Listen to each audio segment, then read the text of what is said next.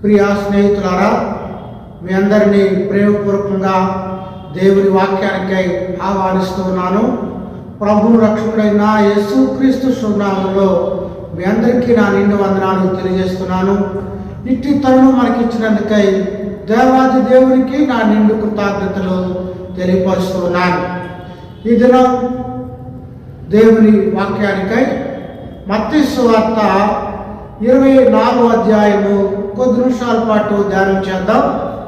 ముందుగా చిన్న ప్రార్థన. అందరూ తల వంచి కళ్ళు మూసుకున్నట్లయితే ప్రార్థన. మహోన్నతులను మహాగ్రులను సర్వశక్తియు మిక్కిలి కనికరం కలిగిన ప్రభువా, కొద్ది నిమిషాల పాటు నీ వాక్యాన్ని ధ్యానం చేయించుండగా నీ ఆత్మశక్తిని మాపై ఉంచండి.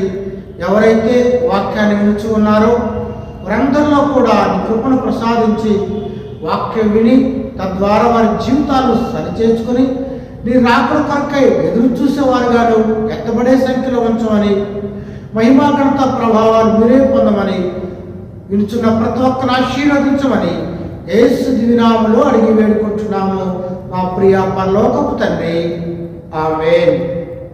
ప్రియ స్నేహితులారా, మత్తయి సువార్త 24వ అధ్యాయము చాలా ప్రాముఖ్యమైంది. ఇది యేసు ప్రభు యొక్క రాకడ గురించి తెలియపరుస్తూ ఉంది. యేసు తన చివరి దినాల్లో ఆయన రాకడ గురించి మరియు ఆయన పోకడ గురించి తెలియపరిచి ఉన్నాడు. మనము కూడా అంచె దినాల్లో ఉన్నాం. మన పోకడెప్పుడో, ప్రభు రాకడెప్పుడో మనకు తెలియదు. కానీ ఆయన భూలోకాన్ని విడిచిపెట్టే ముందుగా, ఆయన రాకడకి ముందుగా జరగబోయేటువంటి సంగతుల గురించి ఈ అధ్యాయంలో తెలియపరిచి ఉన్నాడు. ఏమేమి జరుగుతాయో అన్న విషయాలు, రాకడ సూచనలు చెప్పాడు. ఆయన రాకడ ఎప్పుడు వస్తుందో ఫలానా తేదీనని ఎక్కడ కూడా తెలియపరచలేదు. ఆయనకు కూడా తెలియదు, తండ్రికి మాత్రమే తెలుసని ఆయన చెప్పినటువంటి వాడుగా ఉన్నాడు. ఆయన రాకడ గుర్తులు అధ్యాయంలో చూస్తాం. రాకడ ముందుగా అనేకులు మోసపరిచేటువంటి వారు వస్తారని, నేనే క్రీస్తునని అంటారని, భూకంపాలు, కరువులు,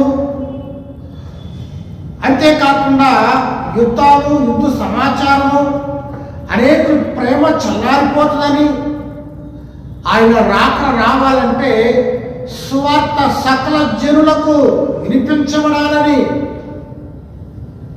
రాజ్య సువార్త ప్రపంచమంతా ప్రకటించబడాలని, అంతము అప్పుడే రాదన్న విషయాన్ని తెలియపరిచాడు. అంతేకాకుండా మహాశ్రమల కాలం, ఆయన రాకడ ముందు సంభవించేటువంటి యుగాంత విషయాలను తెలియపరచడమే కాకుండా ఆ యేసు ప్రభు రాకడతో పాటు ఏ విధంగా తన ప్రజలు సిద్ధపడి ఉండాలో అనేకమైన ఉదాహరణలతో ఆయన చెప్పాడు. మొదటి 2 వచనాల్లో యెరూషలేము యొక్క దేవాలయము నాశనాల గురించి చెప్పాడు. ఆయన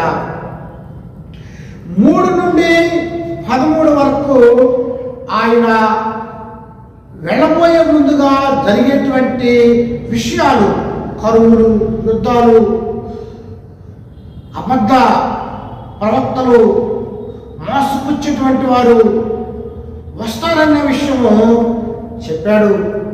14వ వచనంలో ఇంపార్టెంట్ ఆఫ్ గాస్పల్, రాజ్య సువార్త సకల జనులకు వినిపించాలి, అనంతరం రాజ్యం వస్తుందన్న విషయము 14వ వచనంలో చెప్తాడు.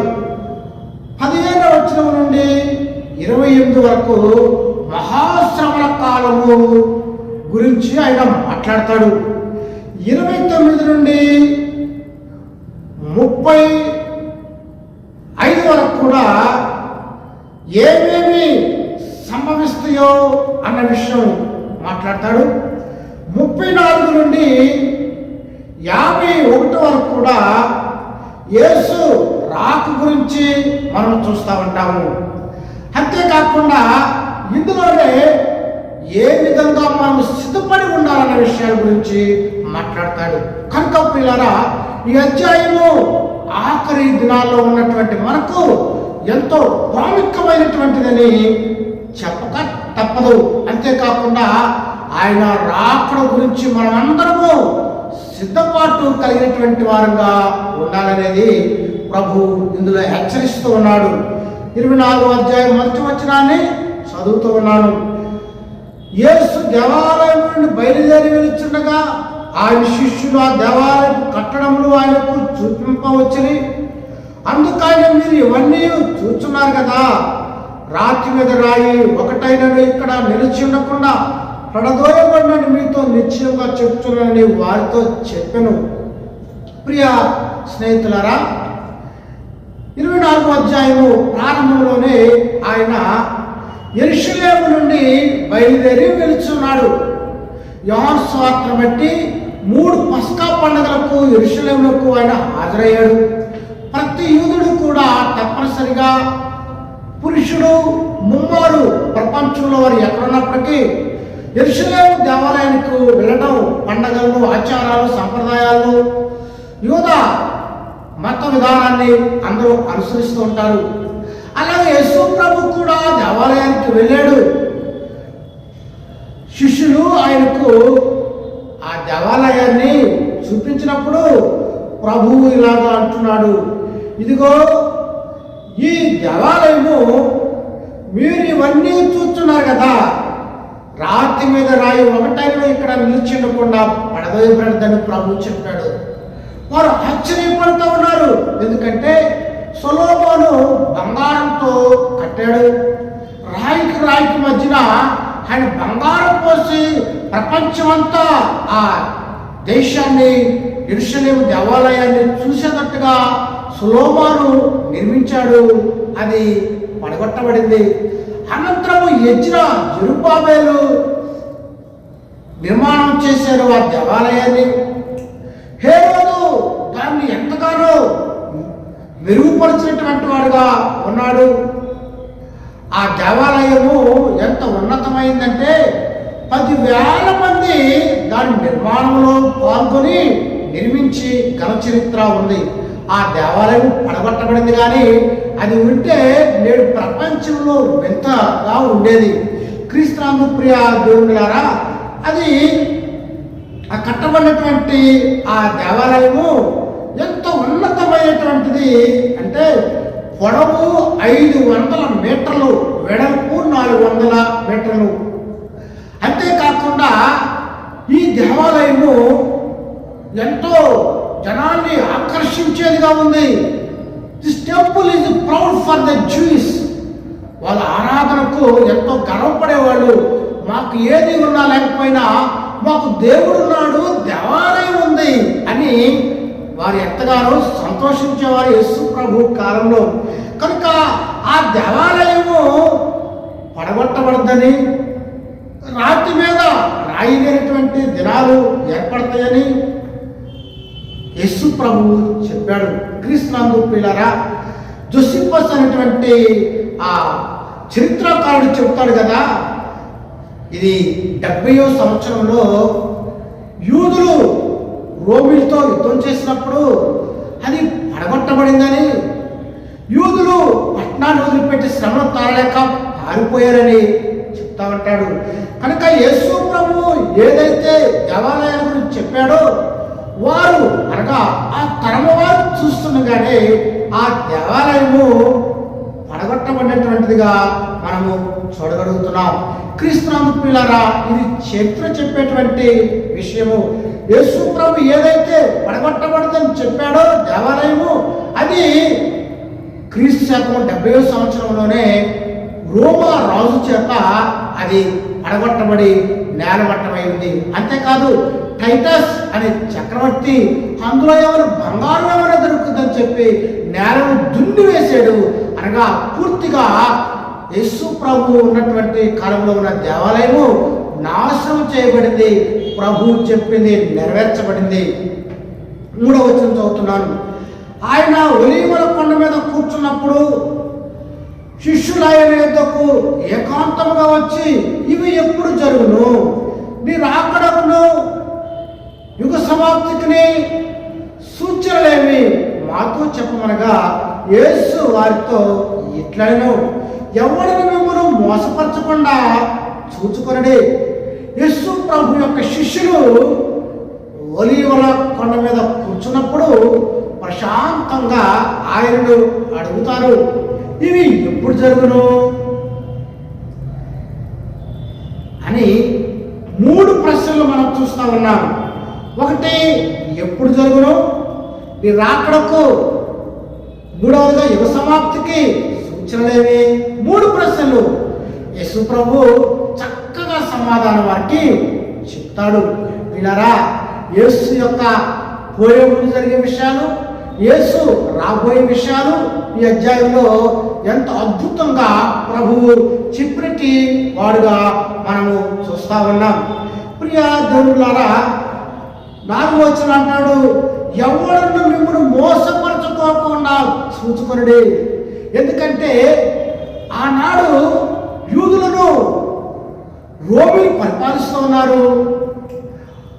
వారు మెస్సయ్య వస్తాడని, మమ్మల్ని విమోచన చేస్తాడని, మా పక్షాన యుద్ధమాడతాడని, వారికి ఒక శ్రేష్టమైనటువంటి దేశాన్ని, ఒక రాజ్యాన్ని పరిపాలనగా వారికి ఉండాలని వారు కోరుకున్నారు.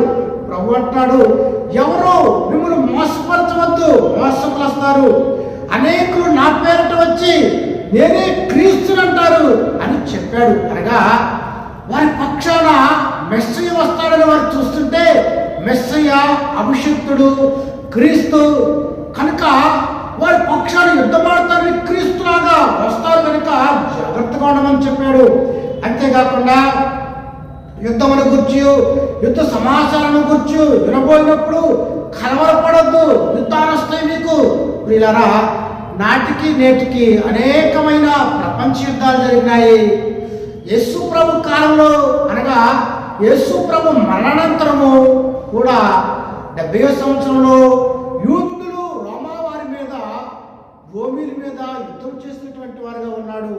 జనముల మీదకి జనములు, రాజ్యం మీదకి రాజ్యములు లేస్తారు.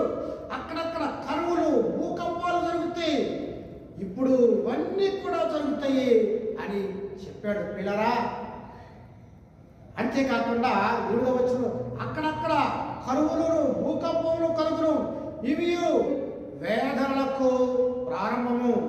9వ వచనంలో, అప్పుడు జనులు మిమ్మల్ని శ్రమల పాలు చేసి చంపెదరు, మీరు నా నామ నిమిత్తం సకల జనుల ఎదుట ద్వేషించబడతారు. అనేకులు అభ్యంతరపడి ఒకరినొకరు అప్పగించుకొని ఒకరినొకరు ద్వేషించరు. అనేకులు అబద్ధమైన ప్రవక్తలు వచ్చి పలువురిని మోసపరిచెదరు. ఆక్రమించడం వలన అనేకుల ప్రేమ చల్లారును. చూసారా, యేసు ప్రభు వెళ్ళబోయే ముందుగా జరిగే విషయాలు చెబుతున్నాడు. అక్కడక్కడ కరువులు, భూకంపాలు, శ్రమల పాలైపోతారు, ఇతరుల చేత ద్వేషించబడతారు, ఒకరినొకడు ద్వేషించుకుంటారు. అబద్ధ ప్రవక్తలు వచ్చి నేను మిమ్మల్ని రక్షిస్తానని, మిమ్మల్ని కాపాడుతానని అనేకులు మిమ్మల్ని మోసం చేసేటువంటి వారు ఉంటారు. ప్రియులారా, ఆనాడే కాదు, ఇప్పటికి కూడా యుద్ధాలు, కయ్యానికి కాలు తోడటం, ఎన్నో యుద్ధ సమాచారాలు చూస్తూ ఉన్నాము. అయినప్పటికీ కూడా ఎవరు మనం మోసపుచ్చుకోకుండా చూసుకోండి. అంతేకాకుండా అక్రమ విస్తరించడం వలన అనేకుల ప్రేమ చల్లారిపోతుంది. ఉందా ఇవాళ ప్రేమ? కుటుంబాల్లో కూడా భార్యాభర్తల మధ్య ఇవాళ ప్రేమ లేదు. ఎందుకంటే ఆహార పీడతలో భర్తని ప్రేమిస్తున్నారే తప్ప ప్రేమలంతా మోసమని ఎవరు విధానం వాడదైపోయింది. ఎవరు పోలే వాళ్ళు తెలుసుకున్నా ఇటువరకు ప్రేమ ఆప్యాయత కుటుంబాల్లో కూడా లేవు. అందుకనే అక్రమం పెరిగిపోతూ ఉంది, అనేకుల ప్రేమ చల్లారిపోతూ ఉంది. తల్లి ప్రేమ తప్ప మిగతా ప్రేమలన్నీ కూడా నకిలీగానే ఇవాళ మనం చూస్తా ఉన్నాం. ప్రియా దేవులారా, ఇవన్నీ కూడా జరగవలసినవి జరుగుతున్నాయి. 14వ వచనం చాలా ప్రాముఖ్యమైనది, చదువుతున్నాను. మరియు ఈ రాజ్య స్వార్థ సకల జనములకు సాక్షార్థమై లోకమందంతటను ప్రకటించబడును, అట్లు తర్వాత అంతము వచ్చును. చూసారా, దేవుని సువార్త చాలా ప్రాముఖ్యమైనటువంటిదిగా ఉంది. సువార్త అంటే యేసు ప్రభువుని గురించి, ఆయన జననము, పుట్టుక, మరణము, పిల్లరా, అదే సువార్త. ఆ సువార్త ఇంకా అనేక మందికి విస్తరించాలి. అనుసరించాల్సి ఉంది. ఇంకా పర్వత ప్రాంతాల్లోకి, అడవి ప్రాంతాల్లోకి వెళ్ళలేదు ఇంకా అని చెప్పాలి. ఎందుకంటే ఇప్పుడు క్రిస్టియానిటీ పర్సంటేజ్ చూస్తే కేవలం కూడా 1,30,00,000 మంది ఉన్నారని తెలియపరుస్తూ ఉన్నారు. ప్రపంచంలో 700 కోట్ల మందిగా జనం ఉన్నారు. ఎప్పుడు వెళ్తుంది సువార్త? ఇంకా ఎంతో సువార్త అందాలి అరబ్ కంట్రీస్కి, ఇంకా అనేక దేశాలకి యేసు ప్రభు నిజమైన దేవుడని తెలుసుకోవాలి. ఆ బాధ్యత ఉంది. పౌలు అంటాడు, సువార్త ప్రకటించిన ఎడల, సువార్త ప్రకటించవారు లేని ఎడల ఎలా ప్రకటించబడుతుంది? అయ్యో సువార్తను ప్రకటించకపోతే నాకు శ్రమ అంటాడు. పిల్లరా, ప్రభు అంటున్నాడు, లోకమందంతటా ప్రకటింపబడాలి దేవుని సువార్త, అట్లు తర్వాత అంతము వచ్చును. చూసారా, చాలా మంది వచ్చేదంటారు, కానీ పరిశుద్ధ లేఖనం చెప్తుంది కదా, సువార్త ప్రకటించాలి. అది మన బాధ్యత. దాని కొరకై మనం ఏర్పాటు చేయబడి ఉన్నాము. క్రీస్తునందు ప్రియ దేవులారా, ఇవాళ ఆ సువార్త ఇటువరకు జరిగినటువంటిదిగా ఇప్పుడు జరుగుతుందా? మనమే ఒకసారి బేజులు వేసుకోవాలి. ఎందుకంటే ప్రభు అన్నాడు, ఆయన రాకడ జరగాలంటే, రావాలంటే సకల జనులకు సువార్తను ప్రకటించబడాలి. తరువాత అంతము వచ్చును. క్రీస్తునందు ప్రియ దేవులారా, సువార్త అనేది ప్రాముఖ్యతమైందని మనం తెలుసుకోవాలి. దానికి ముందుగా 13వ వచనంలో అంతవరకు సహించబడి రక్షించబడును ఉందా? సహనం ఇవ్వాలా? లోకంలో ఒక మాట అంటారు, ఓర్పు పడితే కోడిగుడ్డు సటిగా అవుతుందంట. ఓర్పు కావాలి. అనేక పరిస్థితులు వస్తున్నాయి, హింసించబడుతున్నాం, దేశించబడుతుంది, క్రైస్తవులు హింస పెడుతున్నారు. కానీ ఓర్పుతో మనం ఉండాలి. ఓర్పు కలిగి ఉంటే సహించేవాడే ధన్యుడు. అంతవరకు సహించేటువంటి వారుగా మనం ఉండాలి. 15వ వచనం నుండి 28వ వచనం వరకు మహాశ్రమల కాలాన్ని గురించి ప్రభువు వారు మాట్లాడి ఉన్నాడు. చదువుతూ ఉన్నాను 15వ వచనాన్ని. కాబట్టి ప్రవక్త అయిన దానియేలు ద్వారా చెప్పబడిన నాశనకరమైన హేయ వస్తువు పరిశుద్ధ స్థలమందు నిలుచుట మీరు చూడగానే చదువువారు గ్రహించుగాక. క్రీస్తునందు ప్రియ దేవులారా, బైబిల్ ఎలాగా సెలవిస్తుంది? నాశనకరమైన హేయ వస్తువు పరిశుద్ధ స్థలమందు నిలుచుట మీరు చూడగానే ఏం నిలుచుంది? నాశనకరమైంది. ఒకటి దేవాలయంలో పెట్టబడుతుంది. క్రీస్తునందు ప్రియ దేవులారా, ఇది మీరు చూస్తుండగానే 34వ వచనంలో ఇలా ఉంది కదా, ఇదే అధ్యాయంలో, ఇవన్నీ జరుగు వరకు ఈ తరము గతింపదని నిశ్చయముగా మీతో చెప్పుచున్నాను. అంటే ఆ తరములోనే వారు చూస్తూ ఉండగానే, తరము అంటే ఎన్ని సంవత్సరాలు? 40 years, 40 ఏళ్ళు. వారు చూస్తుండగానే జరుగుతుందని ప్రభు మాట్లాడుతున్నాడు. ఇది కూడా దానియేలు గ్రంథంలో చెప్పబడినటువంటి ప్రవచనాన్ని ప్రభువు వారు ఎత్తి చూపుతున్నాడు. దానియేలు గ్రంథము 9:27లో ఈ విషయము రాయబడి ఉంటది. నాశనకరమైన ఏ వస్తువు అంటే, యూదులు రోమ వారితో యుద్ధం చేస్తే రోమిని గెలుస్తారు, యూదులు ఓడిపోతారు. దేవాలయాన్ని పడగొట్టి వారి చక్రవర్తి విగ్రహాన్ని లేదా వారి జెండాని లేదా విగ్రహారాధన సంబంధమైనటువంటి వాటిని ఆ దేవాలయంలో పెట్టడం జరిగింది. 70వ సంవత్సరంలో యూదులకు విగ్రహారాధన అనేది హేయమైంది కనుక ఈ విషయము వారికి హేయమైనటువంటిదిగా ఉంది. ఇలాంటి జరుగుతుంది మీరు చూస్తుండగానే వారికి ఎంతో బాధకరం. దేవాలయము నేలమట్టం చేయబడుతూ అపవిత్రమైనటువంటిది అక్కడ పెట్టడం ఇదంతా కూడా మీరు చూస్తుండగానే జరుగుద్దని ఆ విషయాన్ని ప్రభువు వారు మహాశ్రమల గురించి ఆయన మాట్లాడుతూ ఉన్నాడు. 16వ వచనంలో, యూదయలో ఉండేవారు కొండలకు పారిపోవలను, మిద్ది మీద ఉండేవాడు తన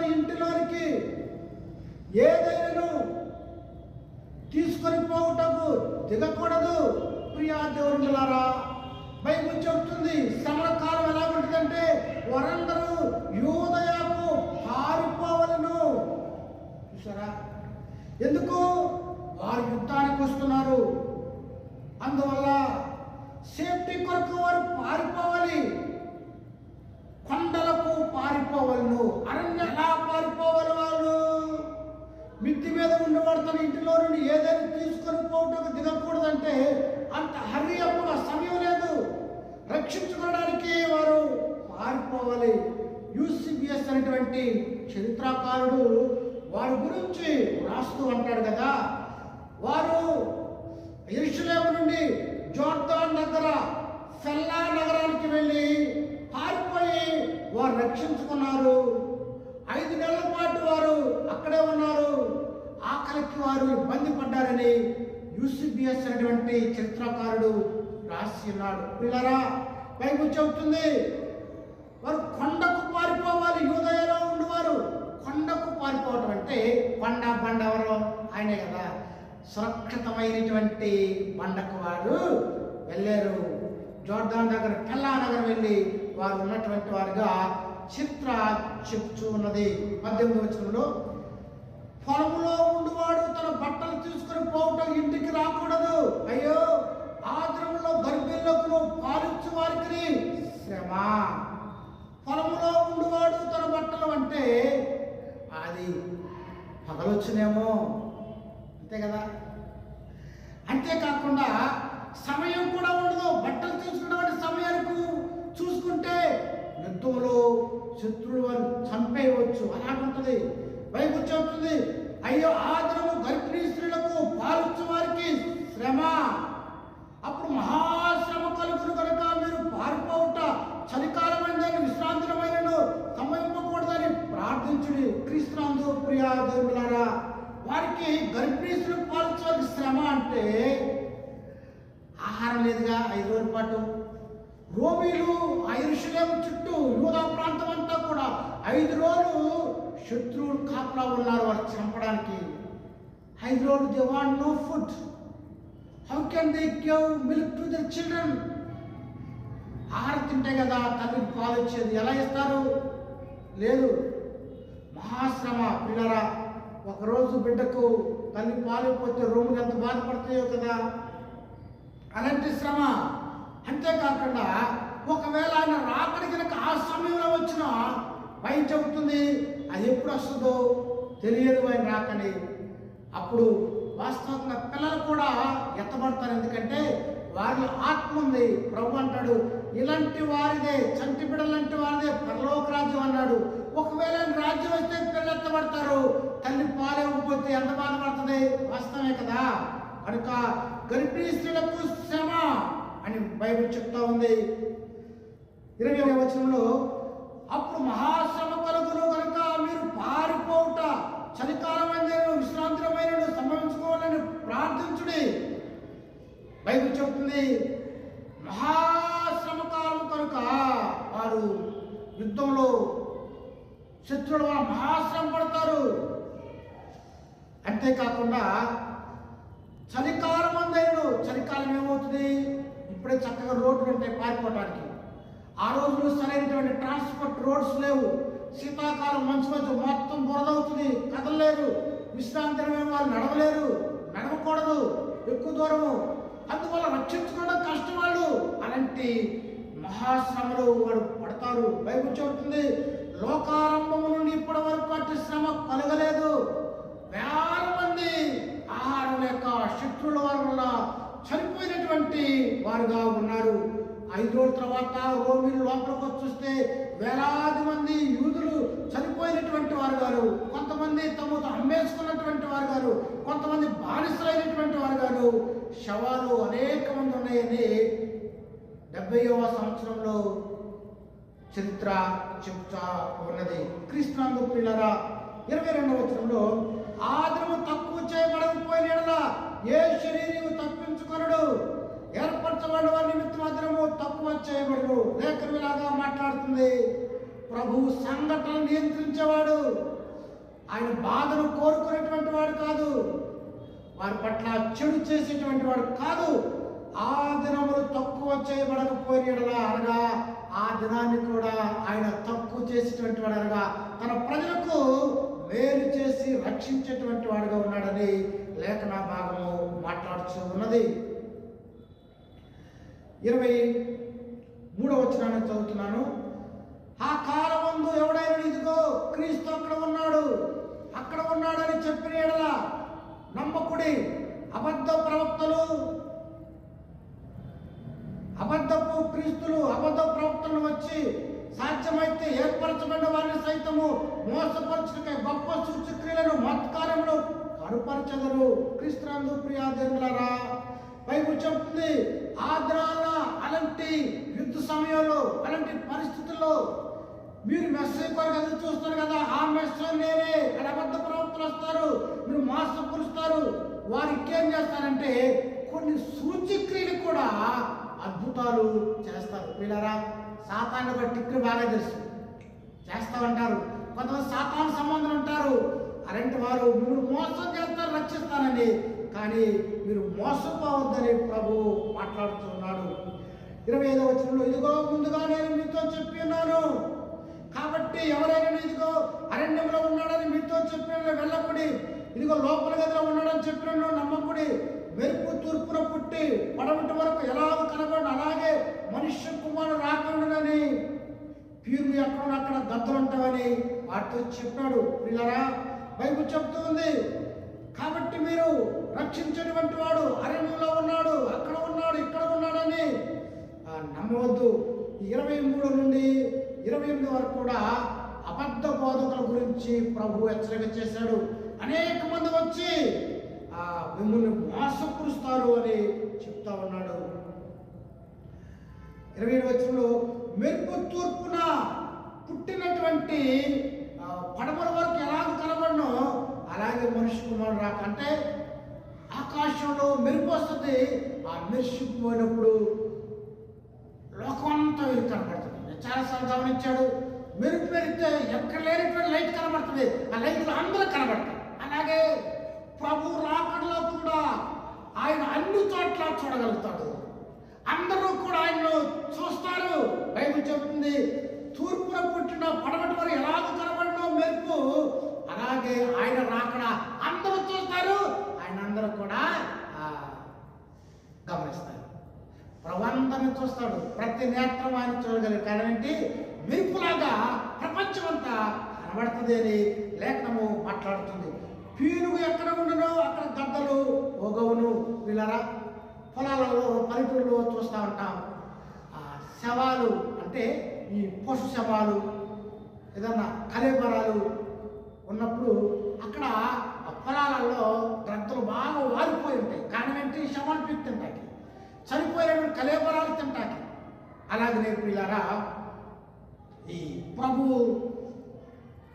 రాకడ ఉంటుంది అనగా ప్రభు వచ్చినప్పుడు అందరూ కూడా చూస్తారు అనేటువంటిది లేఖన భాగము చదివిస్తూ ఉంది. 29 నుండి 33 వరకు అంజూరపు చెట్టు నుండి పాఠాన్ని శిష్యులకు నేర్పుతూ ఉన్నాడు. చదువుతున్నాను. ఆ ద్రవములు శ్రమ ముగిసిన వెంటనే చీకటి సూర్యుని కమ్మును, చంద్రుడు కాంతినీయడు, ఆకాశం నక్షత్రాలు రాలును, ఆకాశం అందరి శక్తులు కదిలింపబడును. అప్పుడు మనుష్య కుమారుని సూచన ఆకాశమందు కనబడును. అప్పుడు మనుష్య కుమారుడు ప్రభావంతోనూ తన మహిమతోనూ ఆకాశ మేఘాలను వచ్చి చూచి భూమి మీద ఉన్న సకల గోత్రాల వారు రొమ్ము కొట్టుకొందరు. మరియు ఆయన గొప్ప బోరతోనూ తన దూతలను పంపును. వారు ఆకాశం యొక్క ఈ చివరి నుండి ఆ చివరి వరకు నలుదిక్కుల నుండి ఆయన ఏర్పాటు చేసుకున్న వారిని పోగు చేయును. క్రీస్తునందు ప్రియ దేవులారా, 29 నుండి 31 వరకు మనుష్య కుమారుడు తిరిగి వస్తాడని ప్రభువు తెలియపరుస్తూ ఉన్నాడు. ఆ దినములు శ్రమ ముగిసిన వెంటనే, ఈ మహాశ్రమలు ముగిసినటువంటి తర్వాత జరగబోయేటువంటి విషయాల గురించి చెబుతున్నాడు ప్రభు. ఇదే విషయాలు మనము ప్రకటన గ్రంథంలో కూడా చూస్తాం, యెషయా గ్రంథంలో చూస్తాం, యోవేలు గ్రంథంలో చూస్తాం. అనగా తీర్పు దినాన జరిగేటువంటి విషయాలు మనం చూస్తూ ఉంటాం. బైబిల్ చెబుతుంది మనుష్య కుమారుని యొక్క రాకలో జరిగేటువంటి విషయాలు. మొదట ఆయన బబులోనికి తీర్పు తీర్చేవాడుగా ఉన్నాడు. అనంతరము అందరికీ కూడా ఆయన తీర్పులోనికి వస్తారు. ఎలాగా? ఆ తీర్పులో ఆకాశం నుండి నక్షత్రాలు రాలుతాయి, ఆకాశమందరి శక్తులు కదిలించబడతాయని, చీకటి సూర్యుని కమ్ముద్దని, చంద్రుని కాంతినివ్వదని. ప్రియులారా, ఆయన తీర్పు గురించి ఎంత భయంకరంగా ఉంటుందని ప్రభువు మాట్లాడుతున్నాడు. అయితే బైబిల్ చెబుతుంది మనుష్య కుమారుడు ప్రభావంతోనూ మహిమతోనూ ఆయన మెగారుడే వస్తుంటే సకల గోత్రాల వారు రొమ్ము కొట్టుకుంటారు. అంత భయంకరమైనటువంటిది. క్రీస్తును పిల్లరా, చీకటి కమ్ముతుంది, ఆకాశ శక్తులు కదిలింపబట్టము, చంద్రుడు కాంతినివ్వకుండా సూర్యుడు ఇలాగా చూస్తుంటే ఎంత భయంకరము. అందరూ ఆ భయంకరమైన ప్రభు యొక్క తీర్పు ఎంత భయంకరంగా ఉందో మనము చూడగలుగుతున్నాం. క్రీస్తునందు ప్రియ దేవులారా, 30వ వచనంలో మరియు గొప్ప బోరతోనూ తన దూతలను పంపును, వారు ఆకాశం యొక్క ఈ చెవు నుండి ఆ చెవు నలుదిక్క నుండి ఆయన ఏర్పాటు చేసుకున్నారన్న పోగు చేయను. ప్రియులారా, బోర సౌండ్ చేస్తూ ఉంటాం, సైరన్ కొడతా ఉంటాడు. ఎందుకు? అందరు రమ్మని. చర్చి గంట కొడతా వస్తాడు. ఎందుకు? రండి అని. అలాగే బోర ఊతున్నాడు. ఎందుకు? తన ప్రజలను పోగు చేయటం కొరకే. ప్రియులారా, అందరినీ తన ప్రజలను గౌరవించేవాడుగా, ఒకసారి పోగు చేసేటువంటి వాడుగా, తన బిడ్డలను ఆయన రక్షించేటువంటి వాడు అని మనము గొప్పగా ప్రభువు మాట్లాడుతున్నాడు. ప్రియాదులారా, ఈ 29 నుండి 30 వరకు కూడా మనుష్య కుమారుడు తిరిగి వచ్చినప్పుడు జరిగే తీర్పుల గురించి ప్రభువు మాట్లాడి ఉన్నాడు.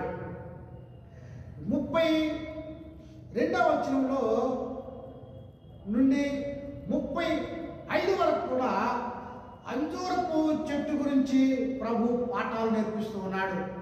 చదువుతున్నాను. అంజూరం చెట్టు చూసి ఒక ఉపమానము నేర్చుకుని, అంజూరపు కొమ్ము లేతదై చిగురించినప్పుడు వసంతకాలం ఇంకా సమీపంగా ఉన్నదని మీకు తెలియను. ఆ ప్రకారమే మరి సంగతులన్నీ జరుగును. చూసినప్పుడు ఆయన సమీపమునే ద్వారము దగ్గర ఉన్నాడని తెలుసుకొనుడి. క్రీస్తునందు ప్రియులారా, అంజూరు చెట్టు విశ్వాసం గుర్తుగా చెప్పచ్చు. ఫలమిచ్చేటువంటి చెట్టుగా ఉంది. అంజూరు చెట్టు వసంతకాలమున చిగురించేటువంటిదిగా ఉంటుంది. వసంతకాలం అని తెలుసుకుంటాం. అలాగే ఈ సూచనలన్నీ కూడా జరిగినప్పుడు ప్రభువు వస్తాడని మీరు తెలుసుకోవాలని ప్రభువు మాట్లాడుతూ ఉన్నాడు. క్రీస్తు చెట్టు ఆ చిగురును చూసి వారు ఆనందించేటువంటి వారుగా ఉన్నారు. అలాగే జరగబోయేటువంటి సంభవాలను తన జనులకు హెచ్చరికగా ప్రభువు చెప్పేటువంటి వాడుగా ఉన్నాడు. అంతేకాకుండా ప్రభు రాక ఎంతో దూరంగా లేదని, దారుణద్దనే ఉన్నాడని తెలుసుకోమని ప్రభు మాట్లాడుతున్నాడు. దారుణద్దనంటే ఎట్ ద డోర్, సమీపంగా ఆయన రాకడా మన పోకడా సమీపంగా ఉంది. ఎంత సమీపము? బైబిల్ చెబుతూ 34లో ఇవన్నీ జరుగు వరకు ఈ తరము గతింపదని నిత్యంగా మీతో చెప్తున్నాను. ఇవన్నీ కూడా ఆ తరములోనే అనగా జరిగినటువంటి విషయం అంతయు క్రీస్తు 70వ సంవత్సరంలో నెరవేరినటువంటిదిగా మనము చూడగలుగుతూ ఉన్నాము. 35వ వచనం చదువుతున్నాను. ఆకాశమును భూమి గతించినా గాని నా మాటలు ఏమాత్రం గతింపవు. అయితే ఆ దినమును గూర్చి ఆ గడియను గూర్చి తండ్రి మాత్రమే ఎరుగును గాని ఏ మనుషుడైనను పరలోకమందులు దూతలైనను కుమారుడైనను ఎరుగడు చెప్పాడు. వీళ్ళరా, భూమి ఆకాశాలు గతించవచ్చు, నా మాటలు గతించవు. ఎందుకు? ఇది ప్రభు మాటలని. ఈ spoken is his own words. ఆయన మాట్లాడాడు ప్రభువు. భూమి ఆకాశాలని సృష్టి ఇవన్నీ కూడా ఆయన వల్లనే కలిగినది. ఆయన లేకుండా కలగలేదు. కానీ ఆకాశము భూమి గతించవచ్చు, కానీ ఇది ప్రభువు యొక్క మాటలు అని, ఇవి గతించేటువంటివి కాదు అని ప్రభు మాట్లాడతాడు. కృష్ణందు ప్రియాదులారా, ఆయన రాక తండ్రికి తప్ప పరలోకమందున్న దూతలకు కూడా తెలియదు అని ప్రభువు హెచ్చరిస్తున్నాడు. కనుక అనేక మంది ఇదిగో వస్తున్నాడు, అదిగో వచ్చేస్తుంది అని అనేక మంది చెప్తారు, కానీ అవి ప్రభు కూడా ఆయన రాక తెలియదు. కనుక మనము సిద్ధపాటు కలిగినటువంటి వారంగా ఉండాలని లేఖనము మాట్లాడుతున్నది. క్రీస్తునందు ప్రియాదులారా, ఆయన త్వరగా వస్తానన్నాడు. ఆయన మాటలు అధికారంతో కూడుకున్నటువంటి మాటలుగా మనము చూస్తూ ఉన్నాం. ఈ 36వ వచనం నుండి 44వ వచనం వరకు కూడా యేసు తిరిగి వస్తాడు కనుక సిద్ధపడి ఉండాలని ప్రభువు హెచ్చరిస్తూ ఉన్నాడు. 36వ వచనం చదువుతున్నాను, 37వ వచనం చదువుతున్నాను. నోవాహు దినములు ఎలాగుండునో మనుష్య కుమారుని రాకయును అలాగే ఉండును. జలప్రళయమునకు ముందటి దినములలో నోవాహు ఓడలోనికి వెళ్ళిన దినముల వరకు వారు తినుచు త్రాగుచు పెళ్లి చేసుకొనుచు పెళ్లికిచ్చుచుండిరి. జలప్రళయం వచ్చి అందరిని కొట్టుకొని పో వరకు ఎరుగకపోయి అలాగనే మనుష్య కుమారుని రాకాడు ఉండును. నాకు చెప్తుంది యేసు యొక్క రాక ఎవరికి తెలియదని. నోవాహు కాలంలో ఎలా ఉన్నారు? వాళ్ళు తినుచు త్రాగుచు పెండిలు చేసుకొనుచు వారు ఇష్టానుసారమైనటువంటి జీవితాన్ని వారు కలిగి ఉన్నారు. ప్రియాదేవులారా, వారు తినుచు త్రాగుచు పెళ్లి చేసుకొనుచు పెళ్లికిచ్చుచూ ఉండిరి. ఇవాళ కూడా అంతే కదా, పెళ్లి చేసుకోవడం, పురుషులు పురుషులు, స్త్రీలు స్త్రీలు, లెస్బియన్స్ వారి ఇష్టానుసారంగా. ఇటువరకు ఉన్నాయా? ఉద్యోగులు పెళ్లి చేసుకుంటాం, పురుషులు పురుషులు లేవు కదా. అలాగే వినోదాలు, విందులు ఎక్కువ పెరిగిపోయినాయి. నోవాహు కాలంలో ఎలాగైతే పాపం విస్తరించిందో నేడు కూడా అలాగే తీర్పులు ఇష్టానుసారంగా జీవించమని చెప్తా ఉన్నాయి.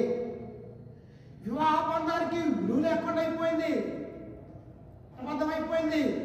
వయసుతో నిమిత్తం లేకుండా అని కోర్టే చట్టాలే తెలియపరుస్తున్నాయి.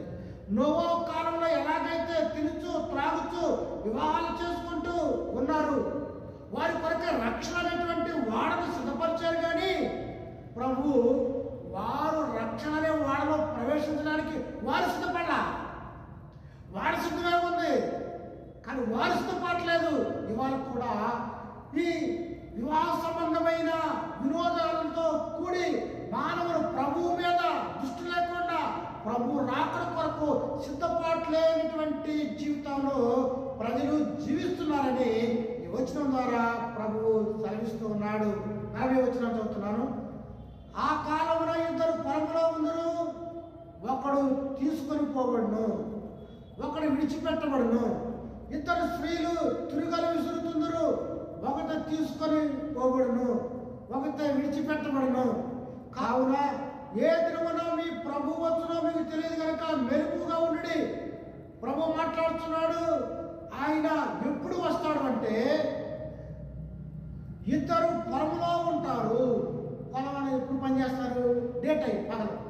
ఆయన పగలు రావచ్చు, సిద్ధంగా ఉండండి. ఇద్దరు స్త్రీలు తిరగలు విసురుతున్నారు.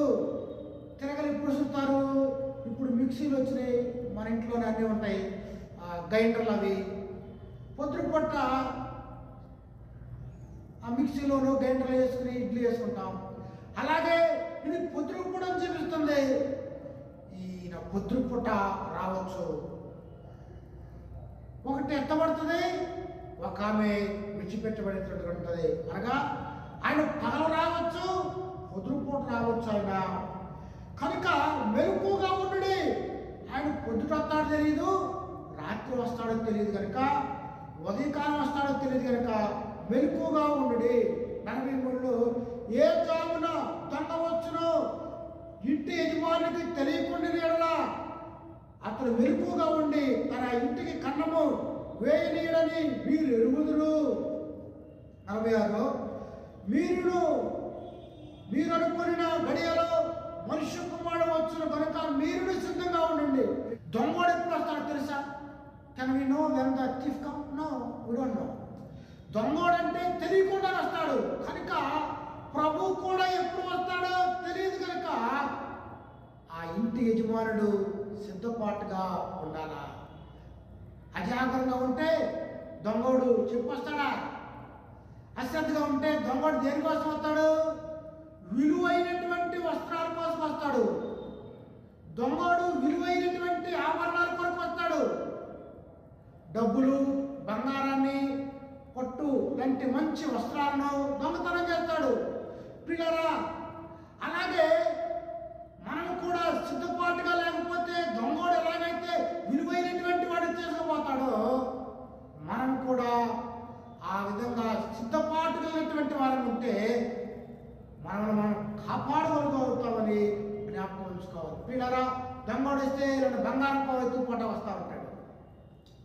అలాగే మెలకువ లేకపోతే సమస్తాన్ని కోల్పోతాము. మెలకువగా ఉంటే రక్షించబడతామని లేఖనం ద్వారా ప్రభువు మాట్లాడుతున్నాడని మనము జ్ఞాపకం ఉంచుకోవాలి.